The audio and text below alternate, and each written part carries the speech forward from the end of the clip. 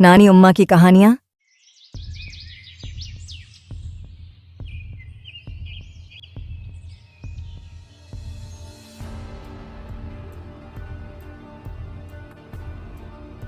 राजा आदित्य सिंह अपने महल के राज दरबार में अकेले उदास बैठा हुआ था कि तभी वहां पर राजपक्षी आकर राजा आदित्य सिंह से बोली, ये मैं क्या सुन रही हूँ महाराज, महारानी बीमार है। तुमने बिल्कुल सही सुना राजपक्षी। पिछले कुछ दिनों से महारानी की तबीयत बहुत ज्यादा खराब हो गई है। उनकी हालत दिन ब दिन बिगड़ती जा रही है। अगर ऐसी बात थी महाराज, तो आपने मुझे पहले इस बात से अवगत क्यों नहीं कराया।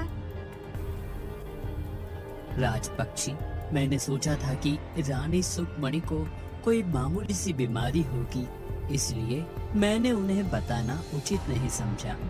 परंतु मैं राज्य के बड़े बड़े वैद्य से उनका इलाज करा चुका हूँ, मगर रानी सुखमणि की बीमारी सही होने का नाम ही नहीं ले रही।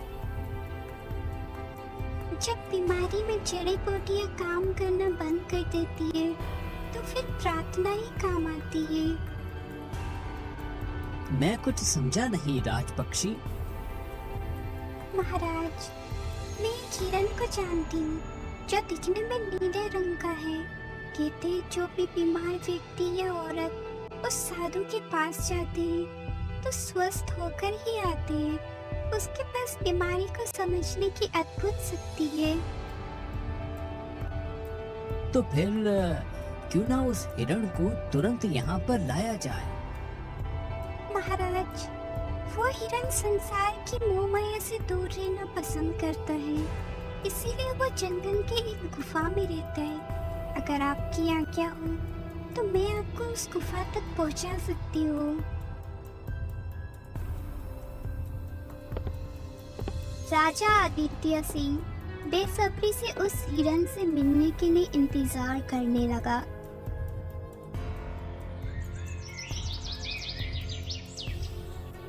अगले सुबह राजा राजपक्षी के साथ घोड़े पर बैठकर गुफा की तरफ जाने लगा।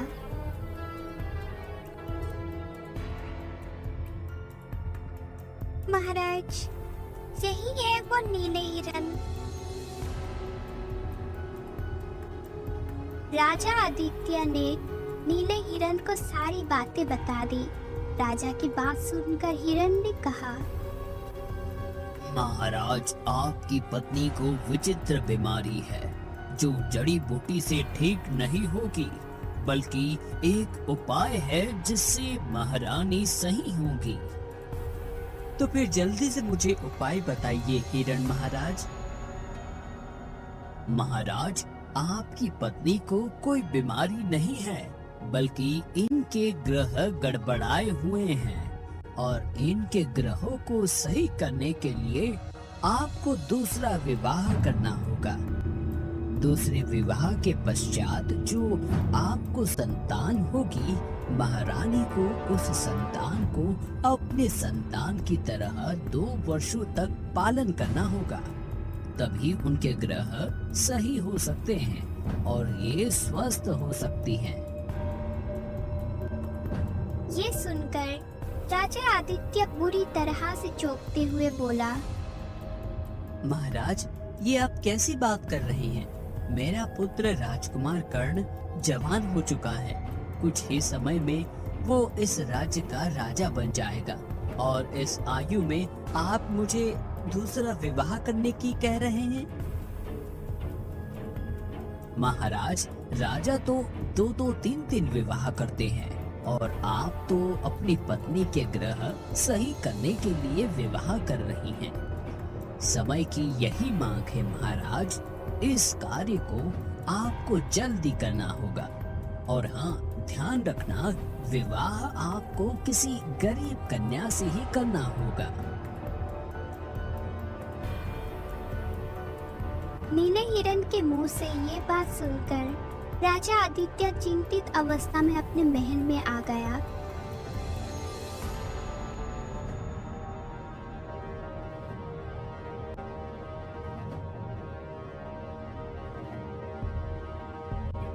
हिरन ने आपको बहुत सरल उपाय बताया है महाराज। इसमें इतनी चिंता करने की क्या बात है? पर तुम तो जानते हो राजपक्षी कि मेरा पुत्र राजकुमार कर्ण कितना गुस्से वाला है। कहीं वो मेरे दूसरे विवाह को गलत न समझ बैठे। उसके दिमाग में कहीं ये गलतफहमी न आ जाए कि मैं उसका अधिकार अपने दूसरे पुत्र को देने की सोच रहा हूँ। ऐसा बिल्कुल नहीं होगा महाराज। राजकुमार कर्ण को मैं समझा दूंगा।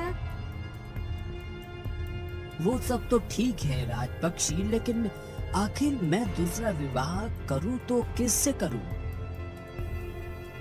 आपको उसकी चिंता करने की कोई आवश्यकता नहीं।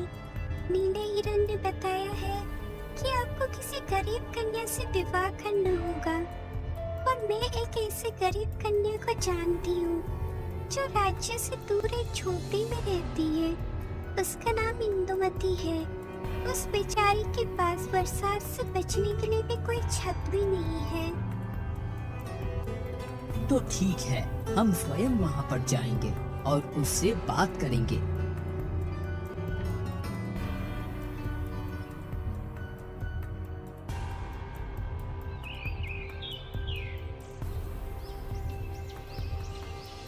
अगले दिन राजा आदित्य राजपक्षी के साथ जंगल में बनी हुई उस झोपड़ी के अंदर चले गए, जहाँ पर एक सुंदर स्त्री बैठी हुई थी। राजा आदित्य को देखकर वो चौंकते हुए बोली, इस गरीब अनाथ के घर पर महाराज स्वयं पधारे हैं। क्या मुझसे कोई गलती हो गई महाराज? तुमसे कोई गलती नहीं हुई है इंदुमती। दरअसल मैं तुमसे विवाह की बात करने के लिए आया हूँ। मैं कुछ समझी नहीं महाराज। महाराज तुमसे विवाह करना चाहता है इंदुमती? ये सुनकर इंदुमती अविश्वास भरी नजरों से राजा आदित्य की ओर देखने लगी। तुम एक अनाथ हो। अगर तुम्हारा महाराज के साथ विवाह हो जाएगा तो तुम्हें एक पति मिल जाएगा और तुम अपना जीवन रानियों की तरह व्यतीत करोगी। तभी राजा आदित्य राजपक्षी की ओर देखकर बोले, नहीं राजपक्षी, मैं पहले इंदुमती को सारी बात बताऊंगा। उसके बाद अगर इंदुमती मुझसे विवाह करने के लिए तैयार होती है तभी मैं विवाह करूंगा। इतना बोलकर राजा आदित्य इंदुमती को रानी सुखमनी की बीमारी की और साधु के उपाय की सारी घटना बताते हुए बोले, और मैं तुमसे इसलिए विवाह करना चाहता हूँ इंदुमती। तभी मैं कहूँ महाराज कि अचानक से मेरी किस्मत के सितारे कैसे पलट गए। अगर सवाल महारानी की बीमारी का है तो अगर मेरा प्राण लेकर भी उनकी बीमारी सही हो जाए तो मैं देने के लिए तैयार हूँ। इसका मतलब तुम मुझसे विवाह करने के लिए तैयार हो? इंदुमती शर्माते हुए बोली, हाँ महाराज मैं तैयार हूँ। राजा आदित्य ने उसी दिन इंदुमती से विवाह कर लिया। समय ऐसे ही बीतता रहा। एक वर्ष के पश्चात रानी इंदुमती ने एक सुंदर पुत्र को जन्म दिया। सुंदर पुत्र का हाथ में लेते ही राजा आदित्य के मन के अंदर एक पिता का प्रेम उमड़ पड़ा और वो खुशी से चहकते हुए अपनी पत्नी रानी इंदुमती से बोला, इंदुमती, आज तुमने मुझे बहुत ज्यादा प्रसन्न कर दिया। आज से हमारी संतान का नाम जय रखते हैं। महाराज जाइए, मेरी संतान को रानी सुखमनी को दे आइए। अब मैं अपने पुत्र को 2 वर्ष बाद ही देखूंगी। मुझे तुमसे यही उम्मीद थी रानी इंदुमती।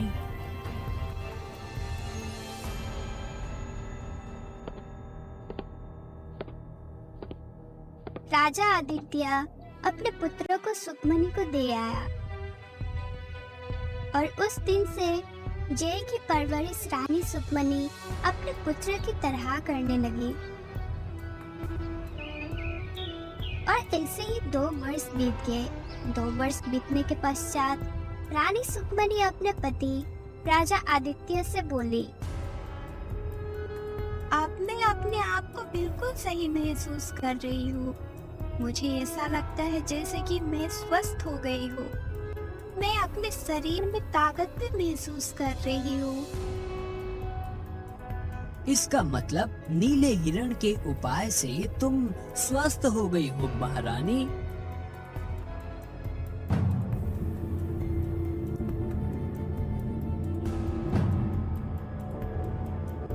आप इसे अपनी दूसरी पत्नी को दे आइए। वैसे भी मैं तो केवल स्वस्थ होने के लिए एक भिखारन के बेटे की परवरिश कर रही थी। ये सुनकर राजा आदित्य चौंकते हुए बोला, ये आप क्या कह रही हैं महारानी? मैं बिल्कुल सही कह रही हूँ। आप क्या जाने कि एक सौतन के बेटे की परवरिश करने का एक स्त्री पर क्या महसूस होता है। इससे पहले कि मैं इसे अपने हाथों से मार दूं, इसे तुरंत मेरी आंखों के सामने से दूर ले जाइए। रानी सुकमनी के मुंह से ये सब सुनकर राजा आदित्य को तेज झटका पहुंचा। राजा आदित्य अपने दूसरे पुत्र जय को लेकर सीधे इंदुमती को दे आया। राजा आदित्य कक्ष से बाहर निकला ही था कि तभी उसका पुत्र राजकुमार कर्ण अपने पिता से बोला,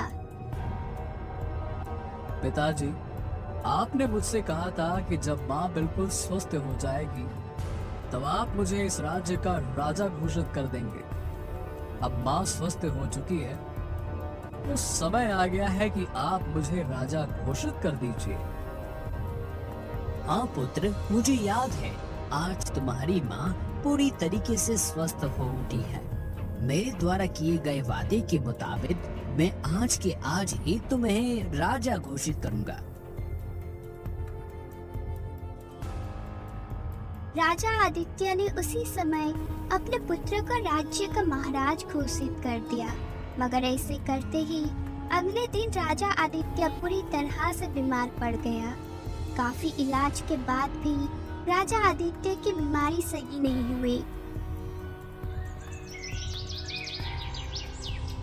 एक दिन राजा कर्ण अपने दरबार में बैठा अपना नया मित्र अशोक से हंसी मजाक कर रहा था कि तभी राजपक्षी वहां आकर राजा आदित्य से बोली, महाराज, आपके पिता की तबीयत सही नहीं है।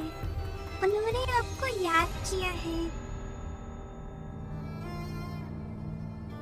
राजा कर्ण तुरंत अपने पिता के कक्ष में पहुंच गया। राजा आदित्य अपने पुत्र से बोला, मुझे नहीं लगता कि मैं अब कभी स्वस्थ हो पाऊंगा, इसलिए मैं चाहता हूँ कि मेरे जीते जी तुम्हारा विवाह संपन्न हो जाए। मैंने पड़ोसी राज्य के राजा संगम सिंह की पुत्री राजकुमारी देवकी से तुम्हारा विवाह तय कर दिया है। जैसी आपकी इच्छा पिताजी, आप मुझे जहाँ कहेंगे मैं वहाँ विवाह करने के लिए तैयार हूँ। कुछ ही समय में राजा कर्ण का विवाह राजकुमारी देवकी से संपन्न हो गया। विवाह के कुछ समय बाद राजा आदित्य संसार को छोड़कर चला गया। ऐसे ही समय बीतता रहा और ऐसे ही 10 वर्ष बीत गए। राजकुमार जय अब 12 वर्ष का हो चुका था। एक दिन राजा कर्ण की पत्नी देवकी अपने पति से बोली, आपका सौतेला भाई अब 12 वर्ष का हो चुका है। हाँ, मुझे पता है। और हमारा पुत्र भी 5 वर्ष का होने वाला है। हाँ, मुझे ये भी पता है, लेकिन ये सारी बातें तुम मुझसे क्यों कह रही हो? आखिर तुम कहना क्या चाहती हो? वही जो तुम कभी देखना नहीं चाहते। ए, पहेलियां मत बुझाओ देवकी, साफ साफ बोलो, बात क्या है? देखो, तुम्हारा सौतेला भाई अब 12 वर्ष का हो चुका है। कुछ ही वर्षों में वो जवान हो जाएगा, जबकि तुम धीरे धीरे बूढ़े हो रहे हो। जब वो जवान होगा तो वो भी इस राज्य पर अपना दावा पेश करेगा, पर उसका ये अधिकार बनता भी है। आखिरकार वो भी तुम्हारे पिता की संतान है। भले ही उसकी रगों में तुम्हारी माँ का खून ना हो, लेकिन तुम्हारा पिता का रक्त उसमें भी बह रहा है। देवकी ने ये बात कही ही थी कि तभी राजा कर्ण की माँ सुखमनी वहाँ पर आकर अपने पुत्र से बोली, देवकी बिल्कुल सही कह रही है बेटा। तो फिर मुझे क्या करना चाहिए माँ? सही चीज हमेशा सही जगह पर होनी चाहिए। तुम्हारे पिता ने मेरे बीमारी को सही करने के लिए इंदुमती से विवाह किया था। मैं स्वस्थ हो गई। अब इंदुमती को इस महल में कोई आवश्यकता नहीं। इससे पहले कि इंदुमती अपने पुत्र को राज्य हथियाने के लिए कहे और उसका पुत्र बागी बने, तो मैं उन माँ बेटे को धक्के देकर इस महल से बाहर निकालना होगा। अगली बार सुखमनी की बात सुनकर राजा कर्ण बहुत गहरी सोच में डूबते हुए बोला, आप बिल्कुल सही कह रही हैं माँ। मैं आज ही उन दोनों को इस महल से धक्के मारकर बाहर निकाल दूंगा। राजा कर्ण ने ऐसा ही किया।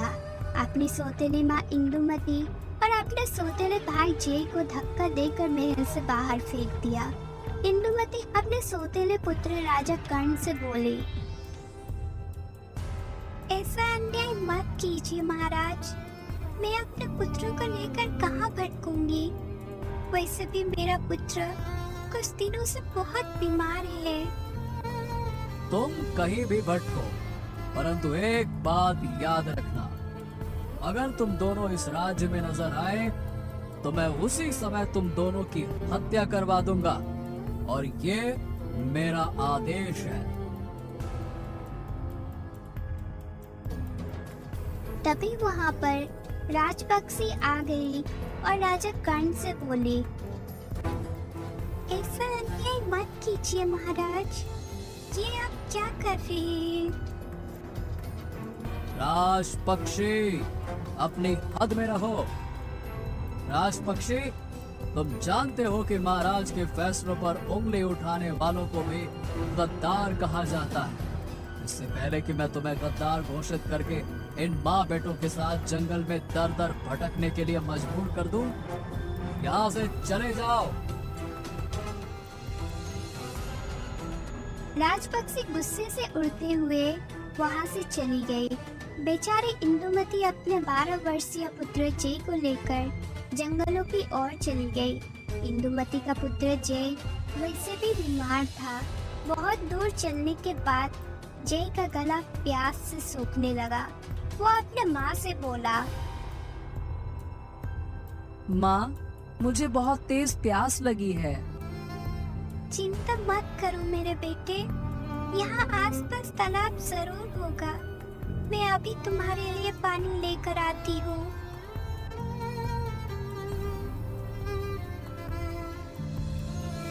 इंदुमती पागलों की तरह जंगल में तालाब को खोजने लगी। बहुत देर के बाद उसे एक तालाब मिल गया। इंदुमती अपने पुत्र जय को लेकर तालाब तक पहुंची ही थी कि तभी उसका पुत्र जय बेहोश हो गया।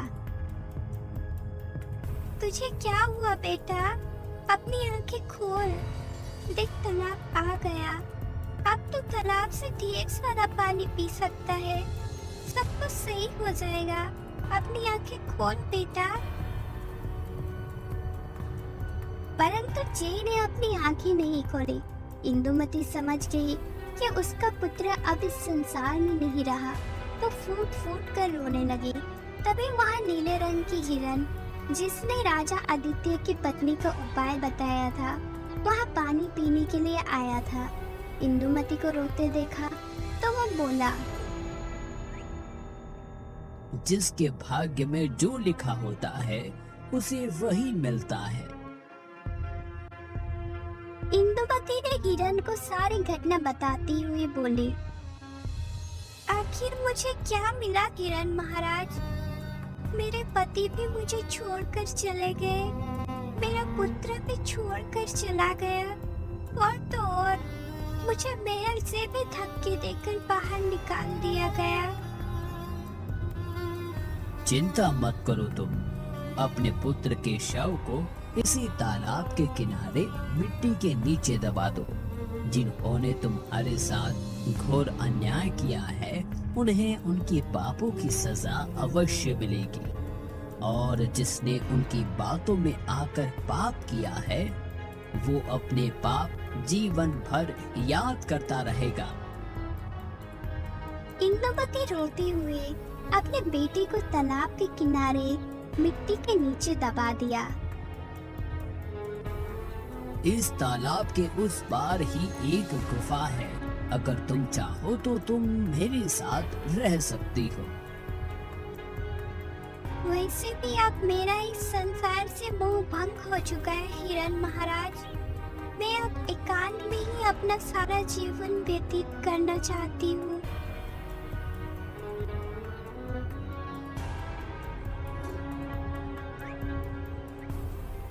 इंदुमती नीले हिरन के साथ उस गुफा में रहने लगे।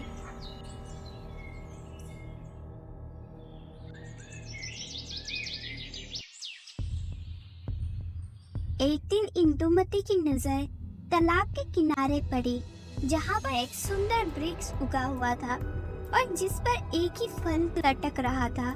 ये देखकर इंदुमती आश्चर्य से हिरन से बोली, हिरन महाराज, ये कैसा चमत्कार है? तुम जिस फल को देख रही हो उसे अपना पुत्र जय ही समझो। तुम्हारे पुत्र की मृत्यु के बाद उसकी आत्मा इस फल में समा गई है। अगर तुम चाहो तो तुम इससे बातें भी कर सकती हो। क्या सच में हिरन महाराज? ये तो मेरे लिए बहुत खुशी की बात होगी। बेटा जय, क्या तुम मुझे सुन सकते हो? हाँ माँ, मैं तुम्हें सुन सकता हूँ। बेटा, मुझे माफ कर दो। मैंने बहुत कोशिश की पर तुम्हें बचा नहीं पाई। नहीं माँ, ऐसा मत कहो। इसमें तुम्हारी कोई गलती नहीं थी।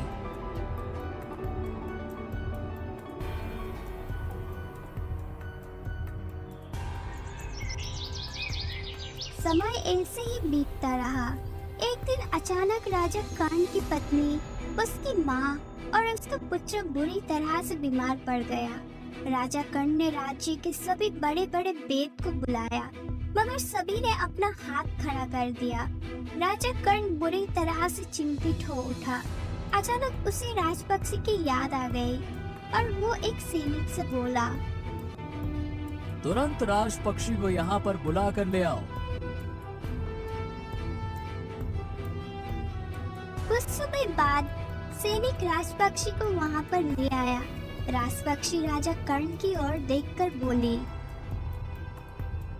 आपने मुझे यहाँ पर क्यों याद किया है महाराज?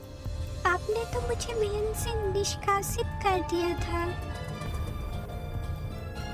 राजा कर्ण सारी घटना बताते हुए राजपक्षी से बोला,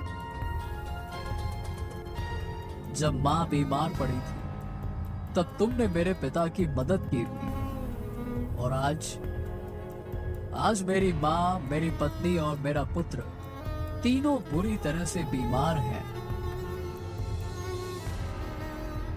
तुम्हारे पिता तुम्हारी तरह घमंडी नहीं थे राजन। तुमने निर्दोष माँ बेटी को अपने महल से धक्के देकर जंगल में ढकेल दिया। उन माँ बेटों की हाय एक न एक दिन तो लगनी ही थी। मैं अपनी गलती मानता हूँ राजपक्षी, और मैं अपने पापों का प्रायश्चित करने के लिए कुछ भी करने को तैयार हूँ। परंतु आप मुझे बस उन हिरण महाराज का पता बता दीजिए जिन्होंने मेरी माँ को सही करने का उपाय बताया था। जी तो चाहता है कि तुम्हारी बात से इनकार कर दूं, परंतु मैं तुम्हारी तरह नहीं हूँ। इतना बोलकर राजपक्षी ने राजा कर्ण को बता दिया कि वो नीले रंग का हिरण कहाँ रहता है। राजा कर्ण ने तुरंत राजपक्षी के साथ घोड़े पर बैठकर जंगल की तरफ चल दिया। कुछ घंटे सफर करने के बाद राजा कर्ण उस गुफे में पहुंच गया।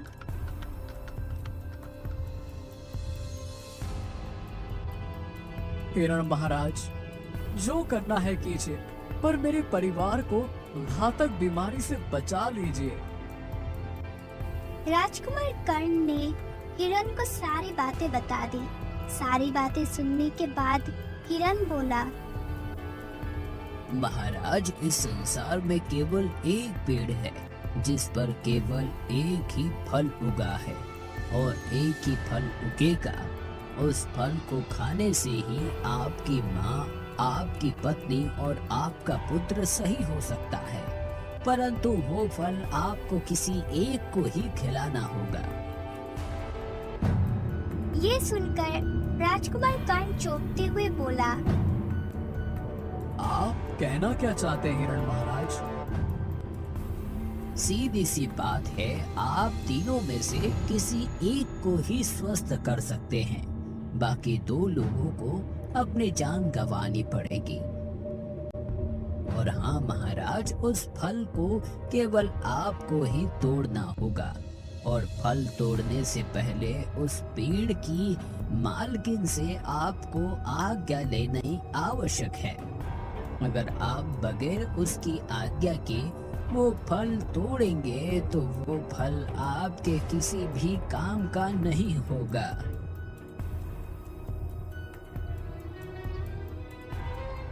हिरण राजा कर्ण को उसी तालाब के किनारे पर ले गया जहाँ पर वो वृक्ष था।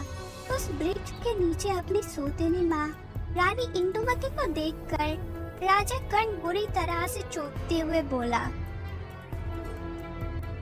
हाँ, ये तो मेरी सौतेली माँ रानी इंदुमती है, जिन्हें मैंने अपमानित करके बाहर निकाल दिया था। सही कहा महाराज, ये वही इंदुमती है और जिस पेड़ को आप देख रहे हैं, जिस पर केवल एक ही फल लटक रहा है, वही फल है जिसे खाने से तीनों बीमारों में से एक को स्वस्थ किया जा सकता है। लेकिन आपको ये जानकर आश्चर्य होगा कि वो फल कोई साधारण फल नहीं है। वो फल आपका सौतेला भाई राजकुमार जय ही है। ये आप क्या कह रहे हैं? मैं बिल्कुल सही कह रहा हूँ महाराज। आपने अपनी माँ और अपनी पत्नी की बातों में आकर एक निर्दोष माँ बेटे को महल से बाहर निकाल दिया। इंदुमती का पुत्र पहले से ही बीमार था। वो बेचारा तालाब के पास आकर भी पानी न पी सका और अपनी जान गंवा बैठा। आपको अपने उन्हीं कुकर्मों का फल भोगने को मिल रहा है महाराज। राजा कर्ण तुरंत जाकर अपनी सौतेली माँ रानी इंदुमती के सामने रोते हुए बोला, मुझे माफ कर दो माँ, मुझसे बहुत भारी भूल हो गई। काश मैं अपनी माँ और अपनी पत्नी की बातों में नहीं आता, तो शायद आज मुझे ये समय देखने को ही नहीं मिलता।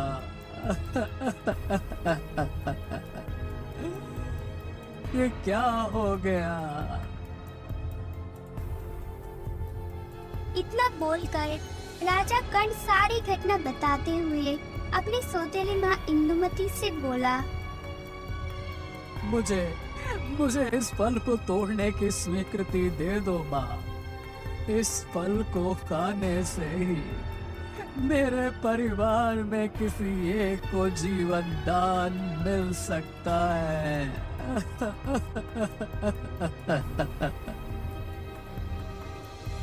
अपने सौतेले पुत्र राजा कर्ण की बात सुनकर रानी इंदुमती उस फल की तरफ देखी। माँ, आप फल तोड़ने की इजाजत दे दो। आज मेरा भाई मुसीबत में है और मैं उसकी मदद किए बिना नहीं रह सकता। पर बेटा तुम उसके लिए चिंता मत करो माँ। जैसे ही ये फल पेड़ से टूट जाएगा, मेरी आत्मा एक दूसरे फूल में समा जाएगी। इसमें क्या हो गया? मैं एक नया फल के रूप में पैदा हो जाऊंगा।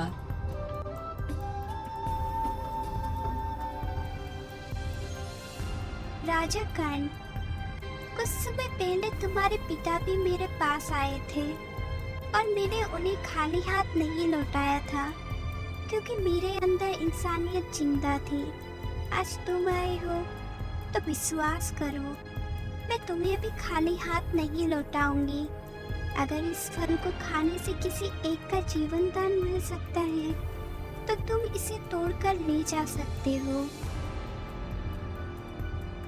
राजा कर्ण ने तुरंत उस फल को तोड़ लिया और रोते हुए अपने माँ से बोला, आप ही मुझे बताइए माँ कि मैं इस फल को किसे खिलाऊं? मेरे कुछ भी समझ में नहीं आ रहा। तुम्हारी माँ और तुम्हारी पत्नी मन से अशुद्ध थी, इसीलिए उनका इस संसार में रहना बेकार है।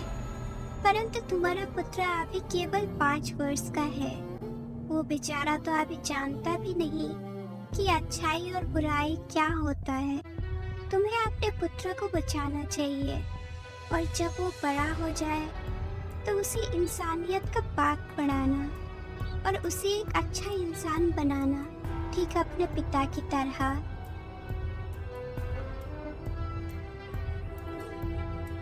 राजा कर्ण नम आंखों से वहां से चला गया और उसने वह फल अपने पुत्र को खिला दिया। फल खाने के पश्चात राजा का पुत्र सही हो गया और राजा कर्ण की माँ और उसकी पत्नी देवकी संसार छोड़कर चली गई। राजा कर्ण ने भारी मन से उन दोनों का अंतिम संस्कार कर दिया और फिर जीवन भर हमेशा पश्चाताप की आग में ही जलता रहा।